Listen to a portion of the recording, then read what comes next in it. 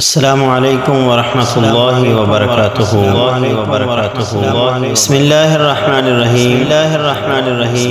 معزز سامعین، نبی علیہ الصلوۃ والسلام جب کسی بیمار کے پاس جاتے تو آپ اس کے سر مبارک پر ہاتھ رکھتے اور ساتھ میں یہ دعا پڑھتے: اذهب الباس رب الناس واشف انت الشافی لا شفاء الا شفاؤك شفاء لا يغادر سقما۔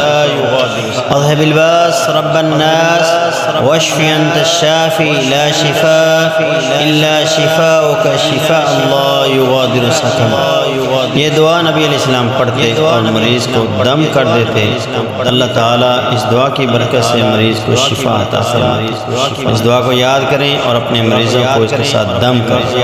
السلام علیکم ورحمۃ اللہ وبرکاتہ۔